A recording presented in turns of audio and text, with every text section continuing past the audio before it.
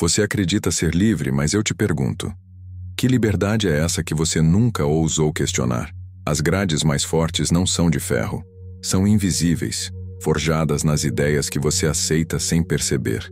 Durante minha jornada pelo estudo do poder, da mente e do sucesso, percebi algo assustador. Os verdadeiros prisioneiros nunca sabem que estão presos. Eles vivem rindo, consumindo, distraídos e chamam isso de liberdade. Sim, muitos acreditam que vivemos numa era livre, simplesmente porque não há ditadores gritando ordens em praça pública. Mas o inimigo de hoje é mais sutil. Ele sussurra através das telas, dos algoritmos, dos vícios que você abraça sorrindo. O que antes era imposto com medo, agora é vendido com prazer. O controle não se impõe com força. Ele se conquista com desejo. Enquanto você se diverte com prazeres baratos, alguém lucra com sua distração. E mais do que isso, molda seus pensamentos, seus impulsos e até o que você chama de vontade própria. Muitos homens poderosos ao longo da história tentaram controlar povos com tirania, mas o verdadeiro gênio do controle moderno é outro: seduzir você até que peça para ser dominado. Imagine uma sociedade onde o prazer é abundante, mas a liberdade é uma ilusão. Onde você pode escolher o sabor do sorvete, mas não o destino da sua alma.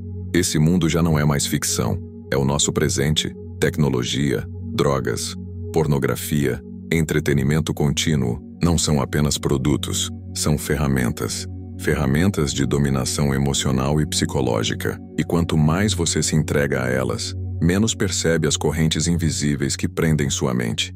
Nos estudos que realizei sobre como influenciar o comportamento humano, aprendi uma verdade incômoda. É possível fazer um homem amar sua própria prisão.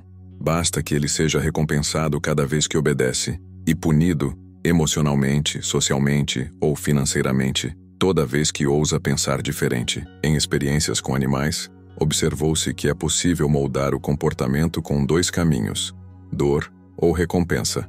Mas os resultados mais profundos não vinham com o medo, eles vinham com o prazer. A mente se curva mais rápido ao prazer constante do que à dor repentina. É isso que os mestres da manipulação descobriram. Se você quiser controlar uma população por muito tempo, não precisa puni-la, basta entretê-la. O homem que se perde no conforto não vê o abismo à sua frente, e quanto mais confortável ele está, mais difícil será acordá-lo. O condicionamento invisível é o novo campo de batalha, e as armas são likes, vídeos curtos, séries intermináveis, desejos fabricados. Você pode não ver as algemas, mas elas estão aí, no bolso, na tela, na rotina automática. E a pergunta que fica é: você está vivendo como um homem livre ou como alguém que foi domesticado pelo prazer? Agora imagine o seguinte: um sistema que condiciona você não pela força, mas pelo prazer. Um império onde a submissão é disfarçada de felicidade, onde você é controlado, mas acredita estar sendo atendido. Foi isso que muitos engenheiros sociais começaram a idealizar. Uma sociedade onde o controle não impõe sofrimento, mas oferece alívio, desde que você se renda. Enquanto Aldous Huxley via nisso um pesadelo maquiado, outros, como o estudioso do comportamento B.F. Skinner, enxergavam uma oportunidade. Eles acreditavam que o condicionamento poderia ser usado para construir uma utopia. Mas eu aprendi ao longo da vida: toda vez que alguém promete o paraíso coletivo, é porque pretende guiar as massas como um pastor guia o gado. No livro Walden 2, Skinner apresenta uma visão de mundo em que os comportamentos são moldados com precisão científica. Mas o que poucos percebem é que esse tipo de manipulação, feita em escala, deixa de ser ciência e se transforma em tirania mascarada. Sim, é possível escravizar uma população inteira e ainda fazer com que ela sorria. E é exatamente isso que o admirável Mundo Novo revelou. Um mundo onde a servidão era aceita e até desejada, graças a recompensas que ninguém queria recusar. A droga usada ali tinha um nome: soma. Mas na prática, não era só uma substância, era um símbolo de como as massas podem ser silenciadas com prazeres instantâneos. O soma oferecia férias da realidade. Quer dormir? Tome uma dose. Quer fugir dos próprios pensamentos? Outra dose. Quer se sentir bem sem motivo algum? Só mais uma. Era o anestésico da consciência. Mas o objetivo final não era o bem-estar, era o controle. aumentar a receptividade das pessoas à propaganda, à narrativa, à obediência. E mais, não parava aí. Havia outra arma ainda mais poderosa: o sexo.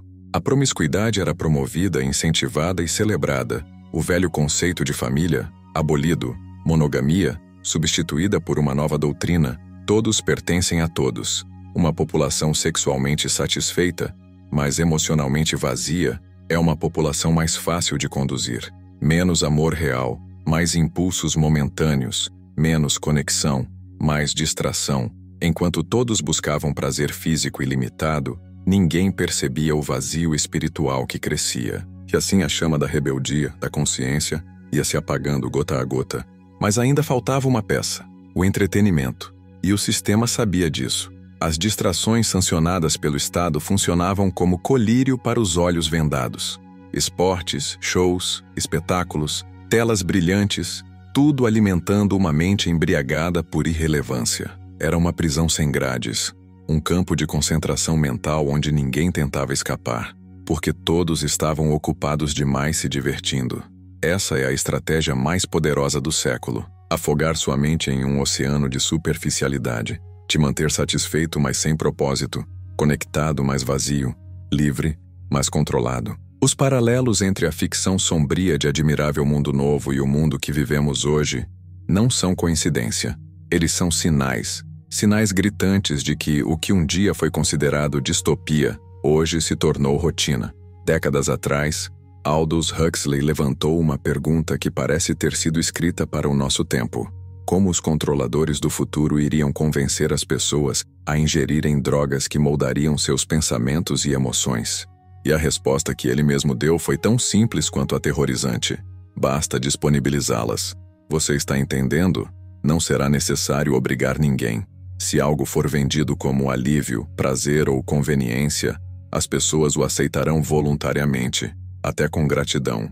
Hoje estima-se que 1 em cada 6 americanos consome algum tipo de droga psicotrópica, e essa estatística cresce ano após ano. A crise dos opioides se alastrou como um veneno silencioso. Enquanto isso, o acesso irrestrito a estímulos sexuais online tem mergulhado milhões num vício que corrói a força de vontade e dissolve a disciplina.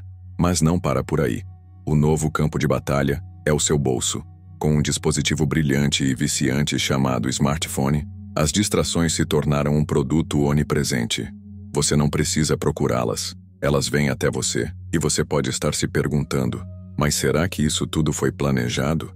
Será que existe mesmo uma intenção por trás de tanto estímulo? E eu te digo, a intenção importa menos do que o efeito, porque intencional ou não, o resultado é o mesmo: uma população entorpecida, distraída e cada vez menos capaz de pensar criticamente. Quando a mente está cheia de entretenimento, prazer fácil e dopamina artificial, ela não tem mais espaço para liberdade real. Liberdade exige esforço, atenção, coragem, clareza. Mas o mundo de hoje sussurra outra coisa: me dê um hambúrguer, um vídeo, uma notificação, mas não me fale de responsabilidade. Me distraia, mas não me acorde. A verdade, meu amigo, é dura. Uma mente ocupada com migalhas de prazer não lutará por um banquete de liberdade. Enquanto o grito moderno for: me dê televisão e Wi-Fi, mas não me fale de escolhas difíceis, a escravidão seguirá reinando. Não com correntes de ferro, mas com promessas doces que aprisionam a alma.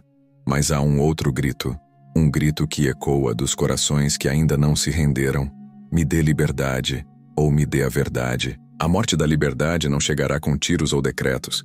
Ela virá silenciosa, embrulhada em conforto, prazer e conveniência, enquanto continuarmos trocando o poder de pensar pela facilidade de ser entretido. Enquanto escolhermos distrações ao invés de decisões, a servidão vai se tornar não só aceitável, mas desejada. O alerta de Huxley não era para o futuro distante, era para agora. E o que ele previu está acontecendo. O condicionamento social está se tornando mais preciso, mais sedutor, mais invisível. A tecnologia, os dados, os algoritmos sabem mais sobre você do que você mesmo. Cada clique, cada scroll, cada desejo momentâneo é analisado, interpretado e devolvido a você em forma de uma nova isca. E enquanto você morde, sua liberdade escorre pelas mãos. A pergunta agora não é se estamos sendo manipulados. A pergunta é: vamos resistir? Ou vamos aplaudir a nossa própria domesticação? Se o mundo seguir no ritmo atual, logo veremos a humanidade dividida em dois grupos: os que se entregaram ao prazer e abraçaram a prisão com um sorriso no rosto, e os que, mesmo em meio às tentações, ainda ousam lutar pela liberdade, pela consciência e pela própria alma. Porque, como disse o ex-escravo Frederick Douglass, muito antes de qualquer distopia ser escrita, quando um escravo se torna um escravo feliz, ele já renunciou a tudo que o tornava humano. E hoje, mais do que nunca, precisamos decidir: vamos viver como seres humanos plenos, ou como máquinas programadas para desejar apenas o que nos enfraquece? A escolha é sua. E se você chegou até aqui, talvez a sua liberdade ainda esteja viva. Respire fundo, feche os olhos por um instante e se pergunte com honestidade: eu estou mesmo vivendo, ou apenas seguindo um roteiro que nunca escrevi? O verdadeiro despertar não começa quando abrimos os olhos. Ele começa quando paramos de aceitar a ilusão como verdade. Quando deixamos de ser apenas mais uma peça e passamos a ser o jogador. Você nasceu com algo que nenhuma máquina pode reproduzir: consciência, alma, vontade. E agora, a escolha está diante de você: continuar hipnotizado, aceitando o conforto como moeda de troca pela sua liberdade, ou dar o primeiro passo em direção a algo maior, o reencontro com a sua essência. Se esse vídeo tocou algo dentro de você, não ignore esse chamado. Curta, compartilhe e escreva nos comentários: eu despertei. Porque juntos, podemos lembrar o mundo de algo que ele insiste em esquecer. A verdade liberta, mas só aqueles que têm coragem de encará-la.